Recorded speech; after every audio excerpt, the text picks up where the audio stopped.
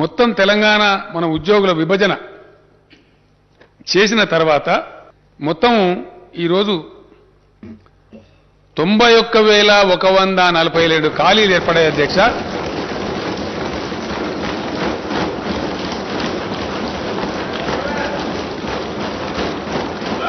ఈరోజు నేను అధికారికంగా ప్రకటిస్తా ఉన్నా.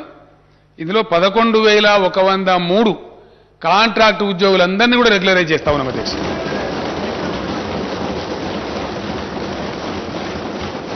మిగిలినటువంటి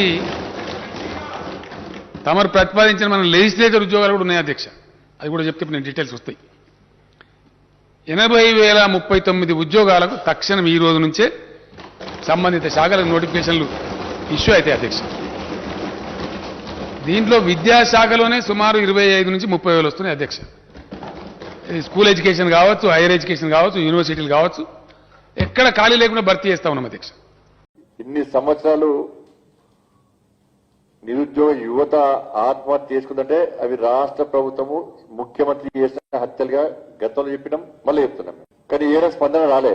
2014లో ఇదే అసెంబ్లీలో రాష్ట్ర ముఖ్యమంత్రి 1,07,000 ఉద్యోగాలు ఇస్తున్నాడు. దాని తర్వాత ఇంటికో ఉద్యోగం అన్నాడు. బిస్వాన్ కమిటీ 1,91,000 ఉద్యోగాలు ఖాళీ ఉన్నట్టుగా గుర్తించి రిపోర్ట్ ఇచ్చింది. టీఎఫ్పిఎస్ లో 20 లక్షల మంది నమోదు చేసుకున్నారు నిరుద్యోగులు ఉద్యోగాల కోసం. మొత్తం 1,91,000 అంటే అసలు నంబర్ అని చెప్పి మళ్ళీ 80,000 ఉద్యోగాలకు వచ్చి లెక్క. ఇవాళ మరి నువ్వు 80,000 ఉద్యోగాలను భర్తీ చేస్తా అంటే మిగతా 1,00,000కు పైన ఉద్యోగాలు ఏడువైనాయి, ఎవరెత్తపోయినవి? కారణం ఉండాలి. నువ్వు 80,000 ఉద్యోగాలే ఎందుకు భర్తీ చేస్తా అంటున్నావు? నువ్వు వేస్తే బిస్వాన్ కంపెనీ కదా 1,91,000 ఉద్యోగాలు ఖాళీ అని చెప్పింది. టీఎఫ్ఎస్ లో 20 లక్షల మంది నిరుద్యోగ యువతయాల దరఖాస్తు చేసుకున్నది.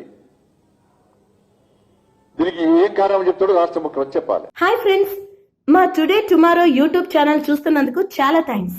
మరిన్ని లేటెస్ట్ వీడియోస్ కోసం వెంటనే సబ్స్క్రైబ్ చేయండి. అలాగే ఈ బెల్ ని కూడా రింగ్ చేసేయండి. మా నోటిఫికేషన్స్ అన్ని మీ మొబైల్లో వస్తాయి. అలాగే మా వీడియోస్ మీకు నచ్చితే లైక్ చేయండి, షేర్ చేయండి, నచ్చకపోతే కామెంట్ చేయండి.